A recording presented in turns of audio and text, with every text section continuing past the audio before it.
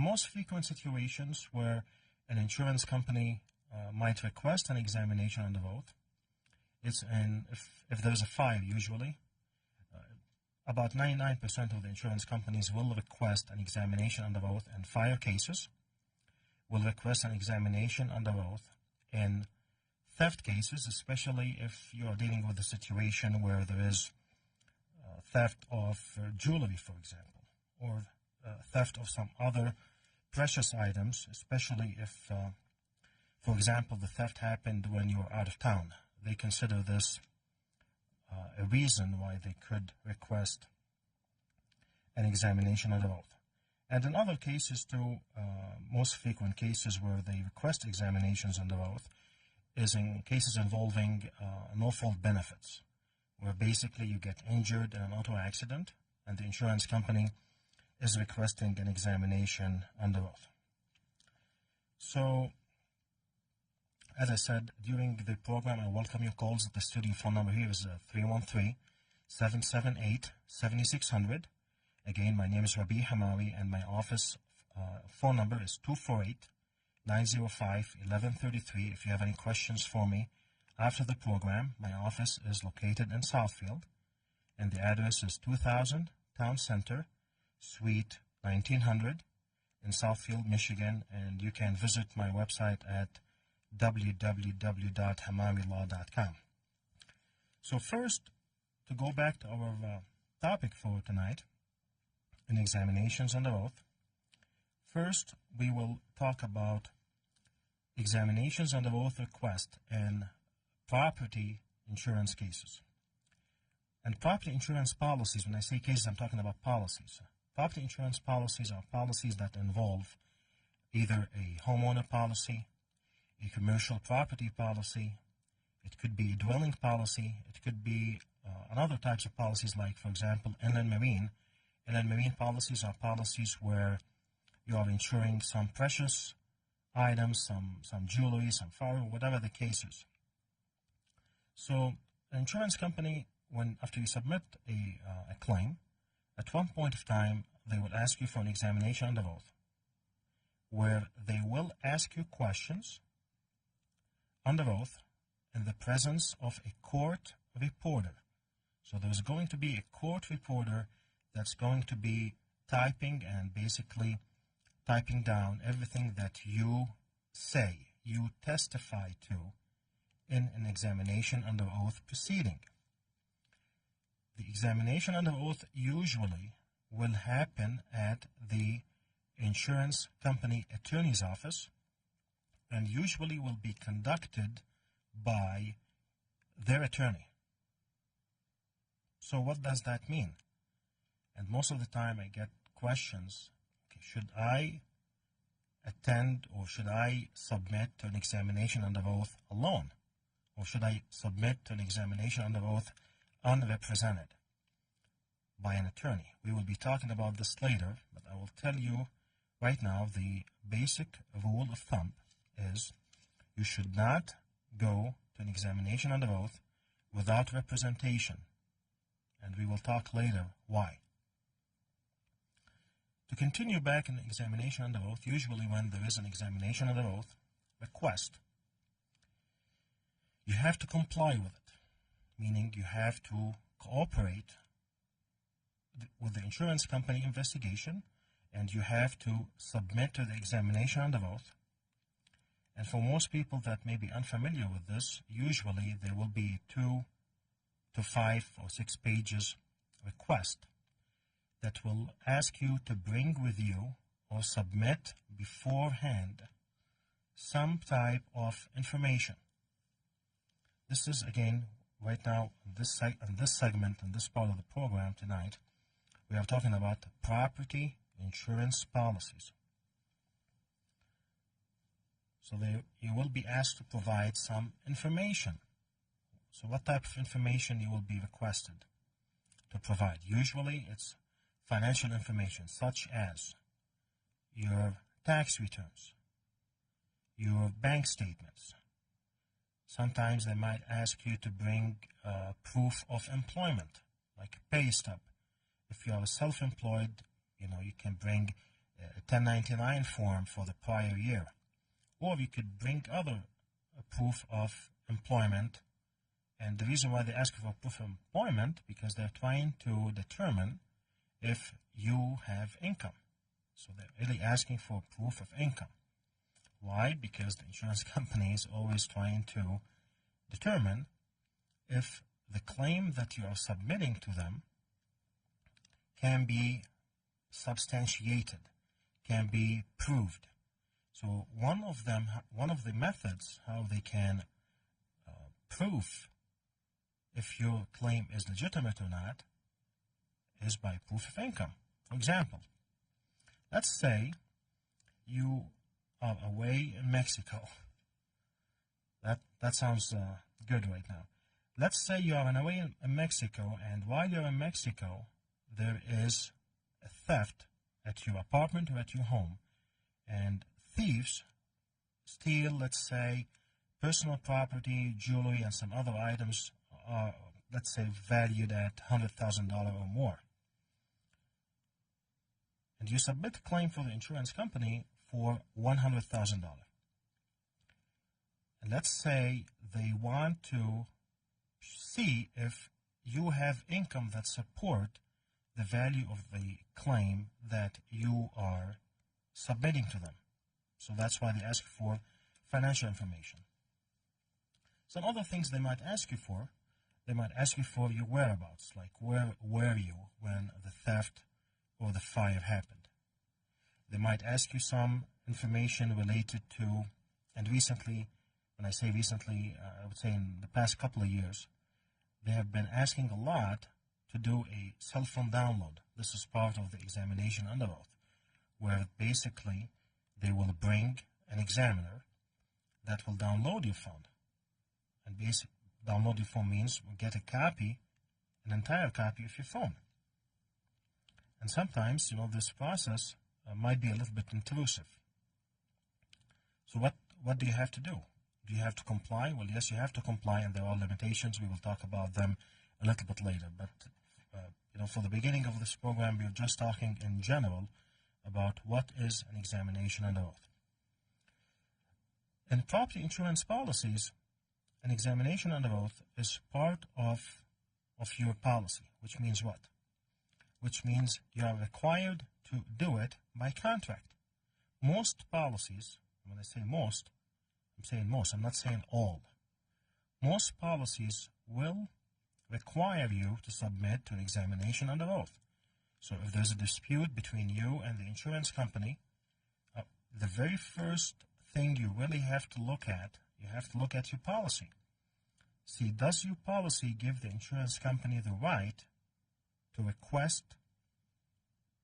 that you attend an examination under oath? And the reason why I say the policy, because there are other complications associated with an examination under oath. Some insureds, some of my clients, they may have concerns about examinations under oath being a little bit intrusive, asking a lot of information. Sometimes those examinations under oath, especially in claims involving businesses, could be 2 days. I've seen some that are 3 full days. So it does take a little bit of time. And that's why it's very important that when you are responding to an examination under oath request, you really have to be represented by an attorney that does this area of the law. There are lots of competent attorneys and qualified attorneys out there, but everybody has a specialty. So you need to find somebody that specializes in fire and property damage and insurance cases. So what happens then if you do not submit to an examination under oath? Well, there are a few things that's going to happen. Number one, the insurance company duty to pay your claim technically will be suspended, meaning they don't have to pay you anything. This is, again, we're talking in property insurance policies right now. And the no-fault context, which we will cover in the second part of this program, we will be talking about some statutes that will implicate the examination under oath. So to go back, if you do not submit, if you do not appear for an examination under oath, the insurance company technically does not have to pay you until you submit. And this becomes a little bit dangerous. Why? Because under your policy, as I said, the policy says you really have to cooperate and you have to submit to an examination, and if you don't, the insurance company has no duty to pay you, to pay your claim. And this becomes a little bit more difficult if you're trying to file a lawsuit eventually. So let's say the insurance company requests an examination under oath from you, and after they request it, you fail to appear, you fail to make arrangements to respond to this request, and you eventually don't show up.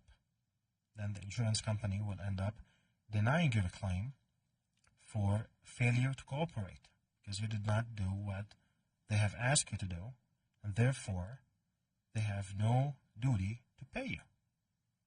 So now you want to take the next step and you say, you know what, I want to go ahead and file a lawsuit. And this is very common, by the way, where people might decide, without the assistance of counsel, of course, most of the time, that they do not want to appear for an examination under oath, and then they end up deciding, you know what, now I want to file a lawsuit because the insurance company did not pay me. Well, can you do that? And what do we have to do? We have to look at your insurance policy to find out if complying with this request is a condition precedent, basically meaning that before you can file a lawsuit against the insurance company, you must do everything that they want you to do, and if you don't, and you decide to file a lawsuit, you are at risk of your case being dismissed. And whether it gets dismissed with prejudice and without prejudice, that's going to be a totally different discussion for another day. Now, again, to go back to examinations under oath, it's very important for people to understand that you have the right to be represented by an attorney in examination under oath, and the insurance company cannot prevent you from being represented by an attorney. This concept and this legal right for you to be represented by an attorney, it's a very old concept. It's a concept from the 1900s, in particular from 1917, where there was an opinion by the Michigan Supreme Court in case, I have the name of the case, it's Gordon versus St. Paul Marine, where the Michigan Supreme Court said that an insurance company cannot deny the insured's request to be represented by an attorney. So they have an attorney. You have the right to be an attorney. You have the right to be represented by an attorney. Then the question is, who is required or who is responsible to pay for the attorney? So let's say if you decide to hire a lawyer, an attorney, to represent you in an examination under oath, is it the insurance company duty to pay for your attorney, or is it your duty to pay for your attorney? And the answer to this will be after we go off. I don't want to start this topic without having to interrupting it and getting back at it again. So again, this is Attorney Rabih Hamawi. I am covering today for Mr. Osama Sablani, and for your calls during the program, it's the phone number here is 313-778-7600, and after the program,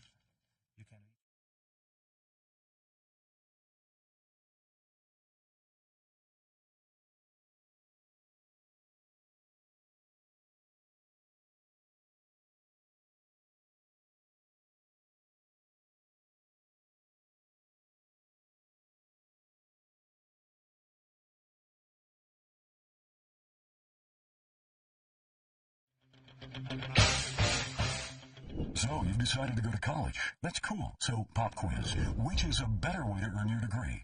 Commute to college and fill your gas tank, get stuck in traffic, drive in bad weather, try to find a parking space, walk a half mile to class, or learn online at Independence University. You don't go to college. College goes to you. That's Independence. That's Independence University. And all your supplies, including a brand new laptop and tablet, are included with tuition.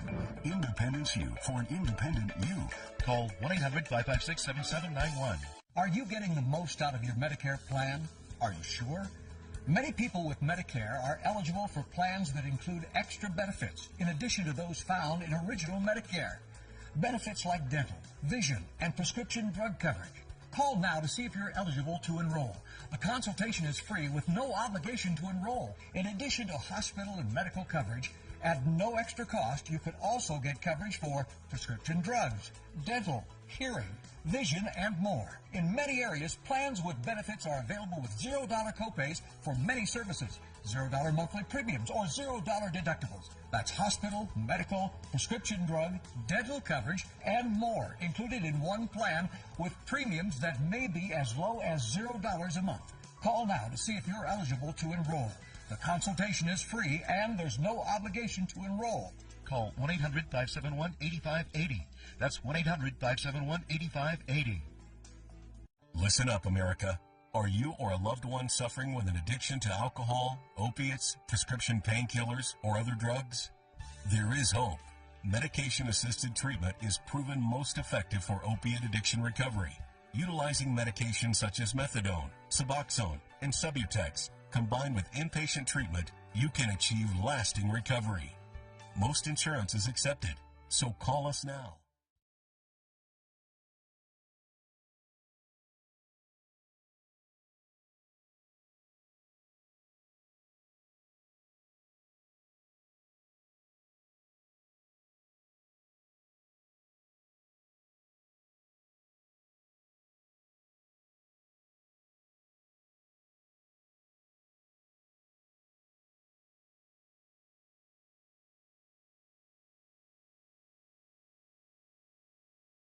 Back. This is Attorney Rabih Hamawi. As I said in the beginning, I specialize in fire and property damage and insurance cases. And tonight, we're talking about examinations under oath. We're talking about what do you do when an insurance company requests that you appear for an examination under oath. Before the break, we started talking a little bit about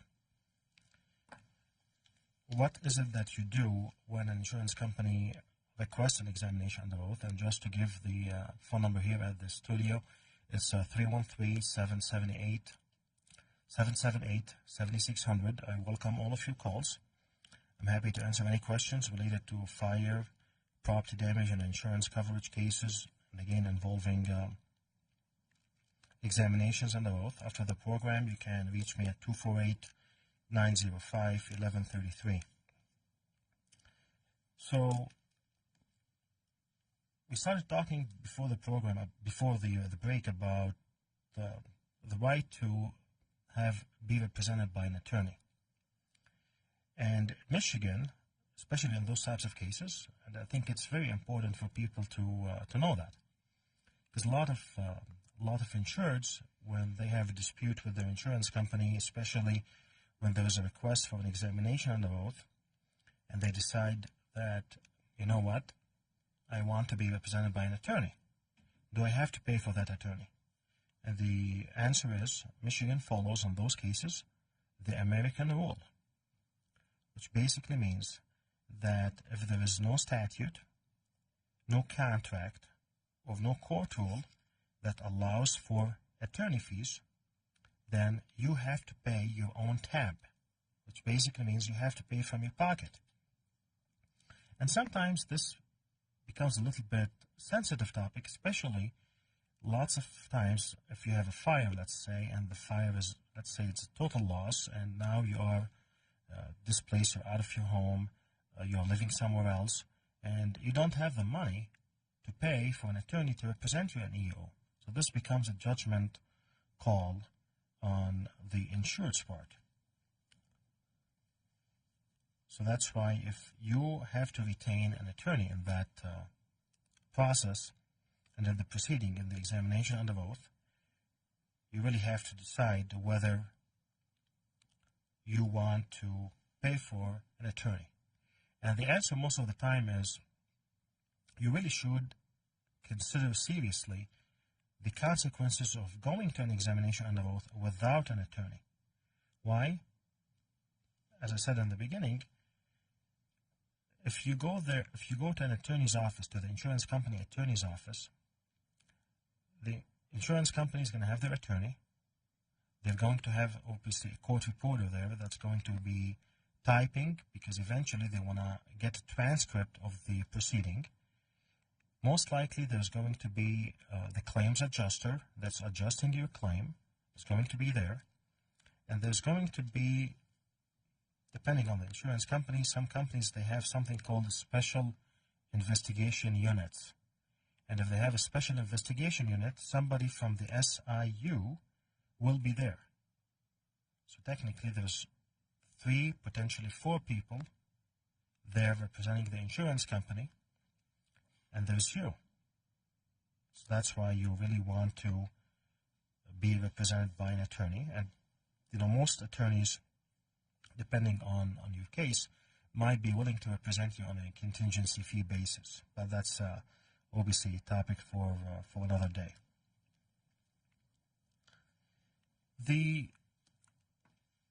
Lots of insureds, when they have a fire or theft, for example, they may be questioning, why do I need an attorney? They said, okay, well, you know what?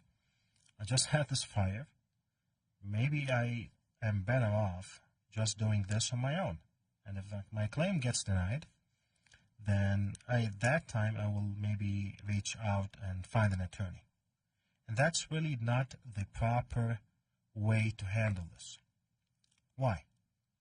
Because it's I should say it's easier to get an insurance company to say yes in the beginning than to change the no to a yes if your claim is already denied. So that's one reason. The other reason is an attorney that specializes in those types of cases is going to be able to help you prepare for an EUO. EUO is short for examination under oath, meaning that he or she should really go over the types of questions that you're going to be asked, the type of information that the insurance company is trying to gather from you, should be able to help you prepare the documents, meaning that if there is a 2 or 3 or 4-page document request, and let's say you send these documents in advance to the insurance company, advance to the attorney, then the attorney is able to sort through these documents, is going to be able to understand them, but most important, is going to be able to present them to the insurance company in a format that might be a little bit easier to understand. Now, why is it important for you to make this easy to understand? Because usually, if it is easy to understand, it's very likely that the attorney for the insurance company that's reviewing this material will appreciate that, number one. Number two, will have a different view about you, the insured. Will have different view about your credibility, about how organized you are, about whether there is a question mark about anything related to the claim. So it's part again of the presentation. It's not really what you say, as the proverb goes. It's how you say it, and how you say it through an attorney is going to be important in the presentation. Another part that's very, very important in retaining an attorney during the examination under the oath stage is basically the attorney will become the point of contact. So what does this mean? And a lot of people, might be unaware of this, or they might not have thought about it. Point of contact means you're completely out of the picture. You're already dealing with let's say fire. You already are out of your house, out of your business. Let's say if you have a business fire, your business is probably down for a very long period of time. You are struggling, trying to make payments for the continuing operating expenses or whatever the case is. So really your focus should be on getting the business back in place, back up and running if possible. If it's a residential fire, have your family safe and get them to where they need to be, whether it's school or college or whatever the case is. So the attorney will be a point of contact, meaning everything will have to go through the attorney, and then you will not have to worry about what's going on with the case, about updates on the case, about if there are any additional documents that the insurance company may request, if there are additional information, additional witnesses potentially that maybe the insurance company wants to talk to. So that's why it's very important to retain an attorney during this stage, because it will hopefully minimize the stress that you are dealing with.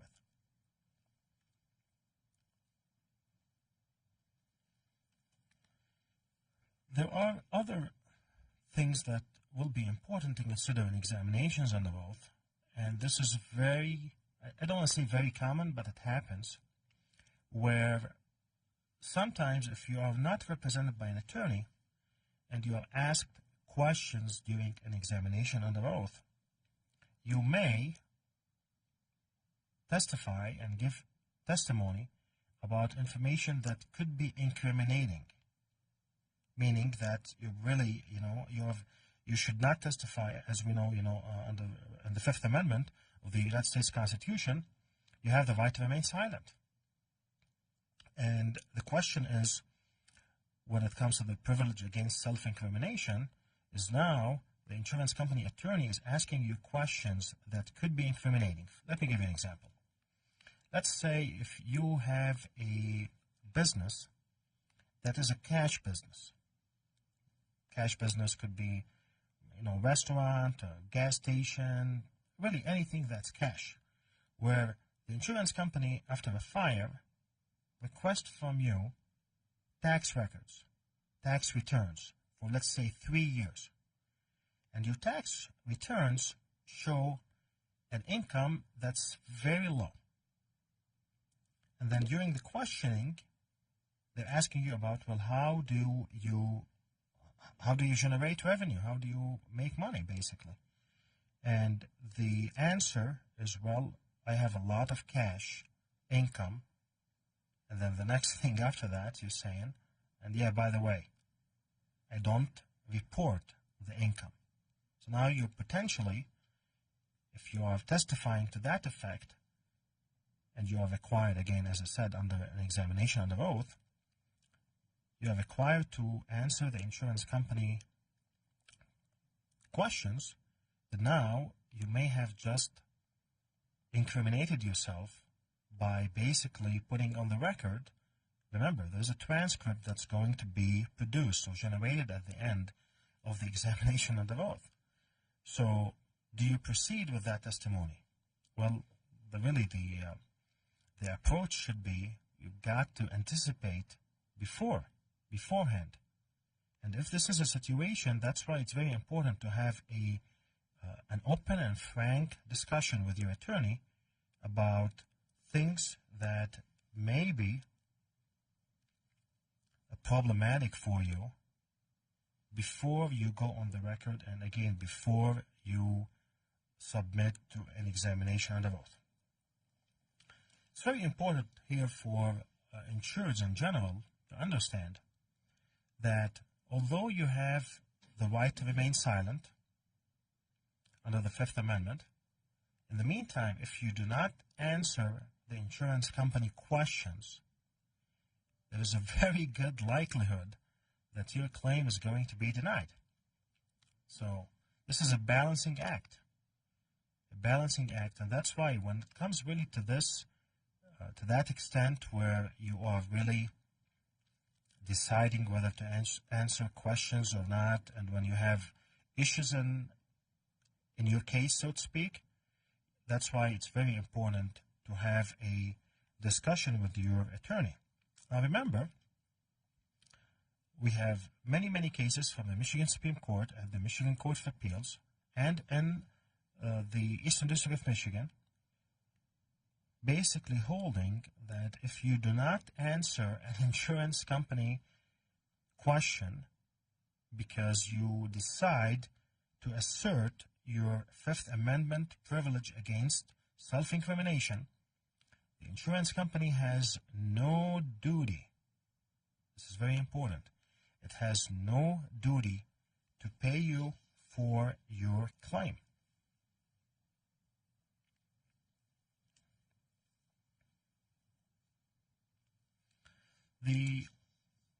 So continuing back with the examinations under oath, really the test, there's another thing that it's very important for people to understand.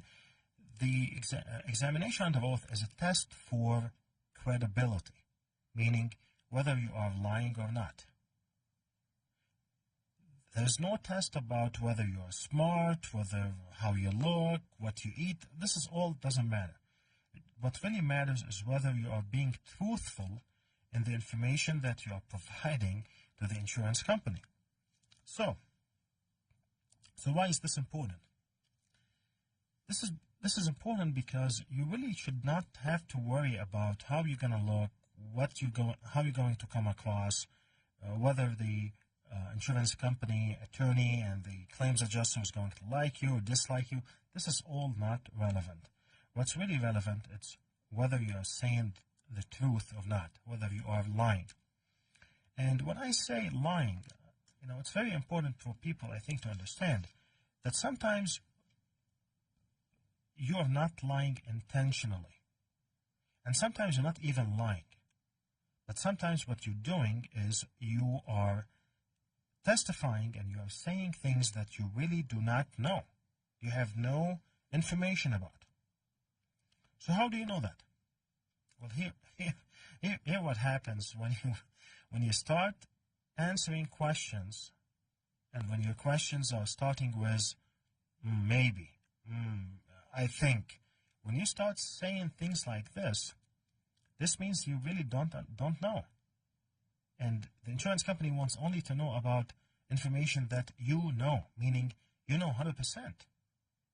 What's your name? John Smith. That's information that you know you are 100% sure of. If there are other information that you are not sure about, you should not answer about something you don't know. Why? Again, because this is a test where the insurance company is trying to collect information from you. For those who have just joined us, this is Attorney Rabih Hamawi, and we're talking about examinations under oath. We started talking about property insurance policies. And if you'd like to participate today, the phone number here is 313-778-7600. And after the program, you can call me directly. My office phone number is 248-905-1133. So before we will, I don't want to spend the entire time tonight talking about the examinations under oath and property insurance policies. I would like to speak briefly about examinations under oath and no-fault auto insurance policies, or in other kinds of policies that are required by statute or by regulation, for example. Some policies are required by regulation. Let me give you an example. If you own a gas station and you are required to obtain a pollution liability insurance policy, this requirement, this policy, you are not really buying it because you want to, but you are buying it most of the time because you have to.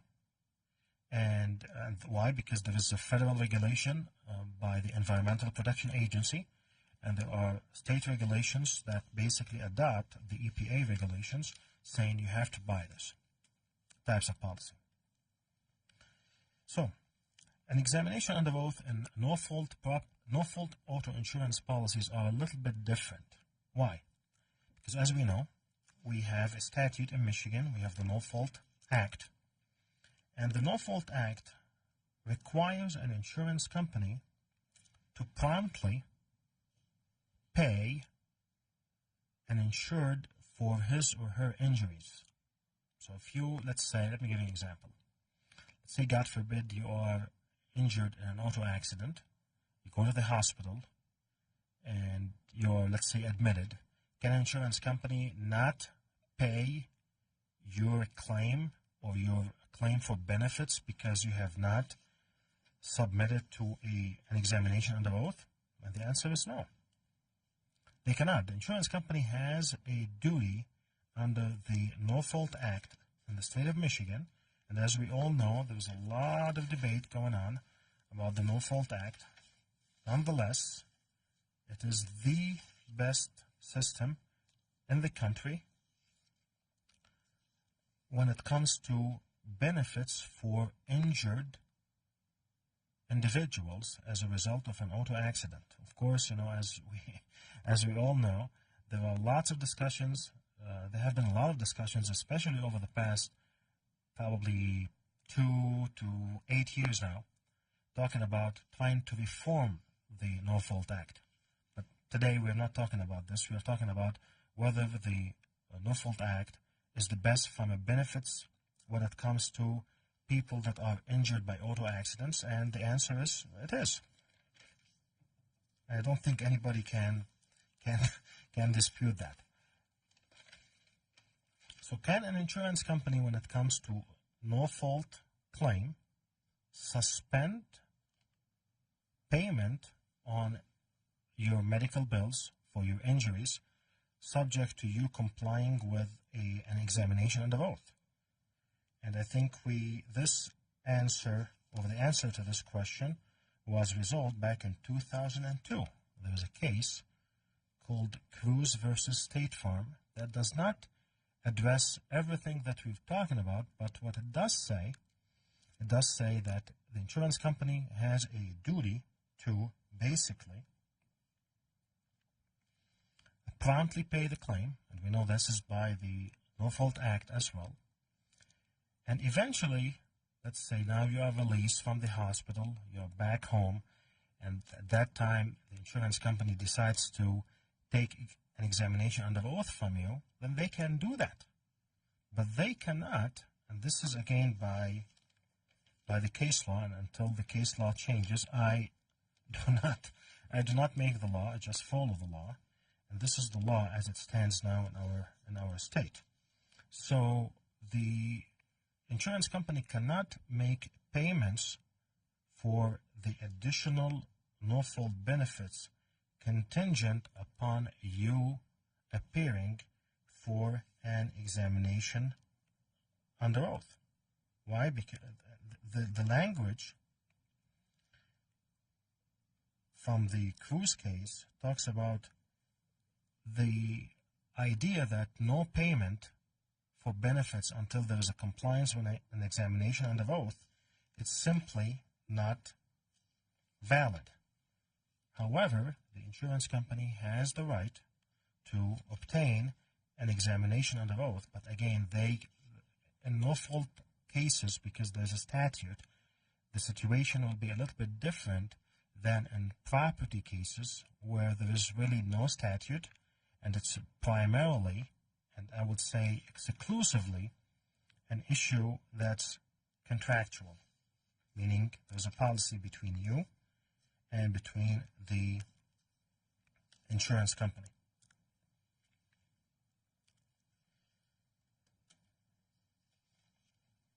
Some of the questions that I get in practice from insureds about examinations under oath is what happens when there is, let's say, husband and wife, both of them are insureds under a policy, and the insurance company requests both of them to appear for an examination under oath, and then one maybe responds and the other doesn't. So that's one scenario that happens a lot, especially if you have if there is a problem in the relationship between the couple. Another situation, what happens when the insurance company starts asking for other people to appear for an examination under oath? Let me give you an example. When I say to appear for examination under oath, technically the insurance company does not have the right to ask anybody that's not an insured to appear for an examination under oath. They may ask you to help them arrange for a statement under oath, but that's a little bit different. And when I say help them, meaning you have no duty to produce a witness to the insurance company. In other words, if the insurance company wants to talk to your neighbor, let's say your neighbor was present in his or her house when a fire happened, and he or she may have seen something the night before or the night off, and they want to talk to the neighbor. Can they do that? Well, yes, they can.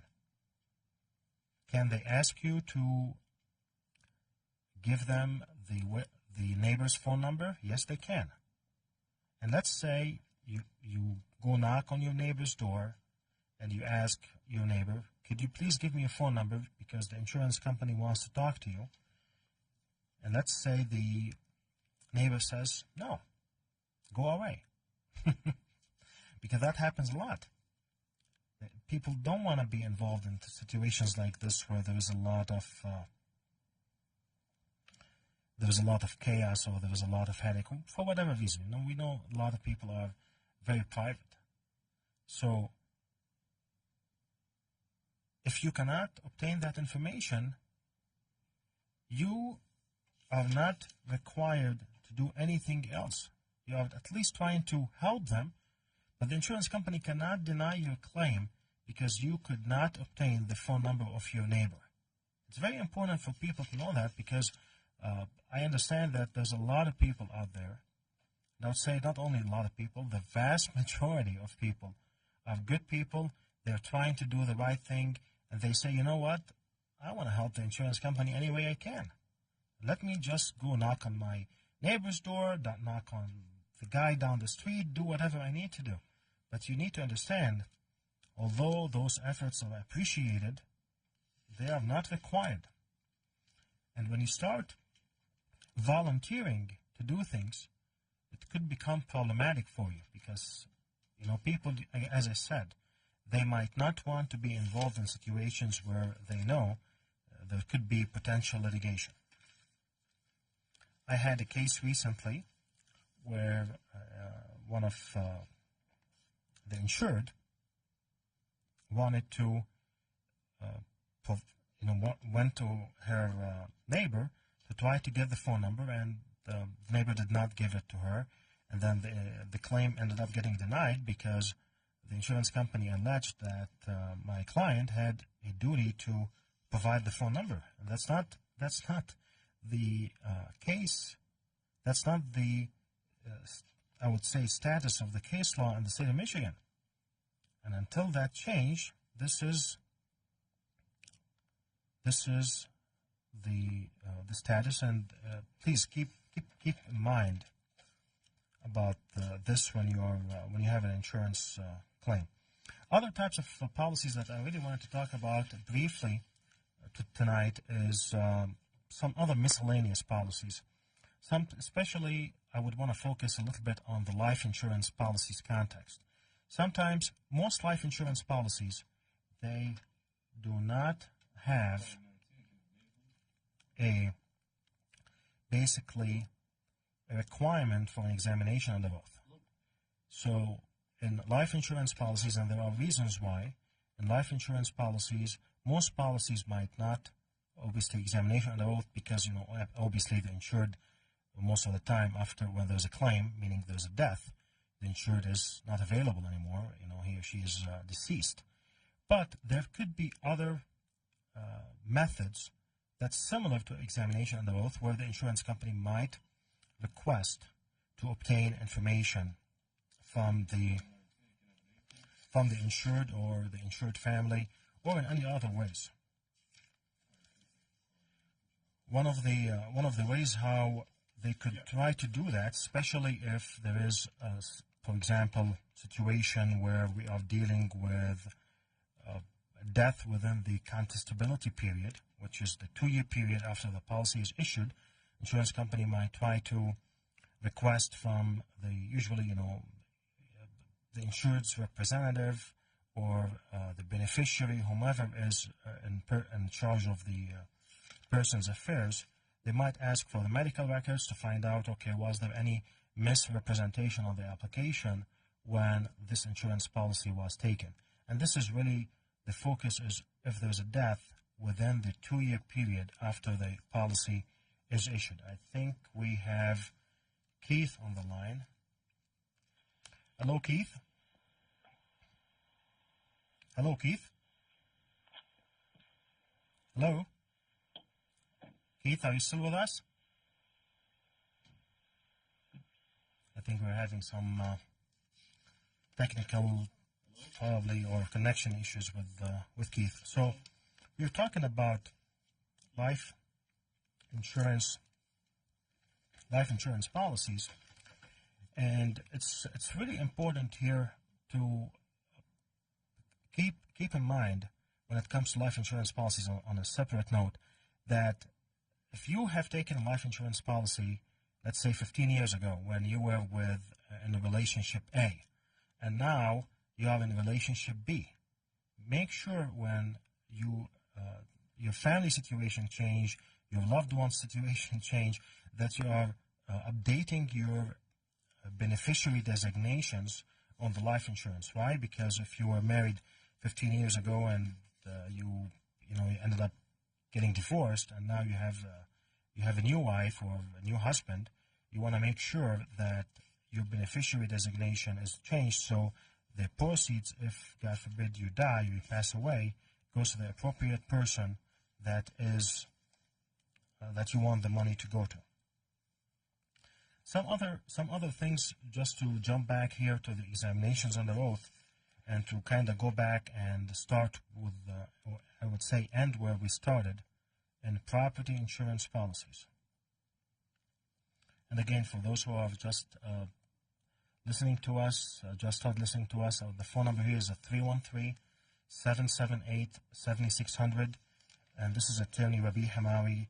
I specialize in fire and property damage and insurance cases, and my phone number after the show is 248-905-1133.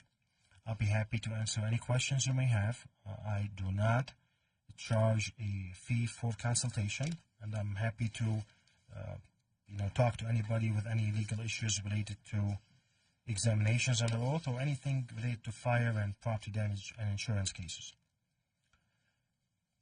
Going back where we started with the examination under oath and the property insurance policies, if you end up deciding that you want to be represented by counsel in an examination under oath, please, please, please do your due diligence in retaining an attorney that specializes in the area of the law that you need help with.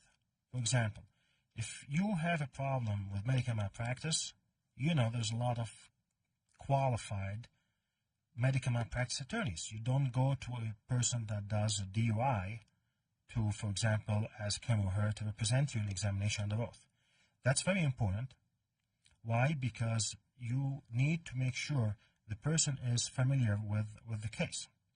If you are required to appear for an examination under oath, you need to ask your attorney, okay, when are we going to meet to go over the preparation?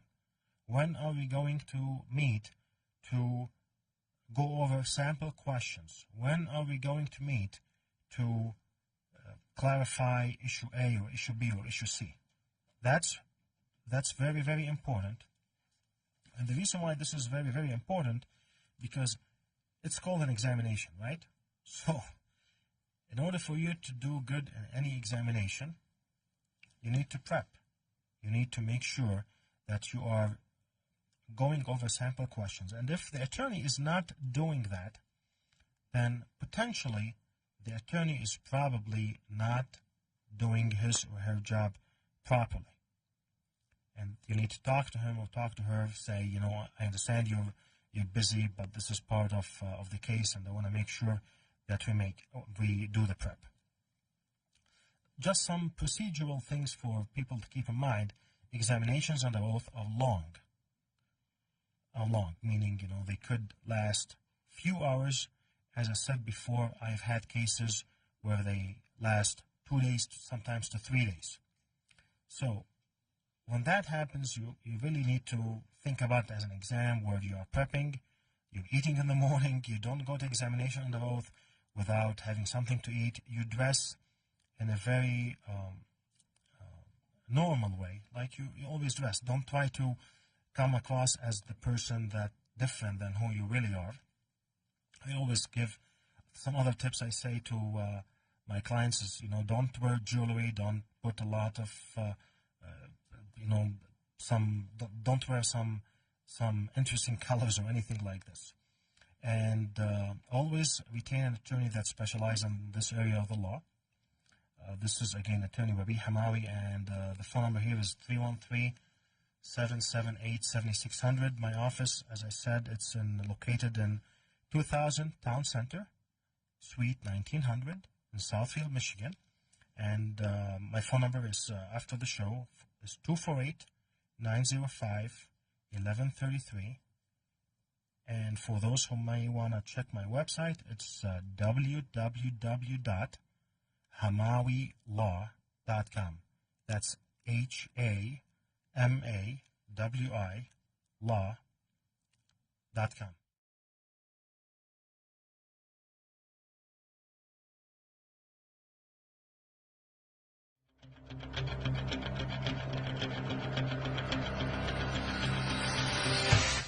So, you decided to go to college. That's cool. So, pop quiz. Which is a better way to earn your degree?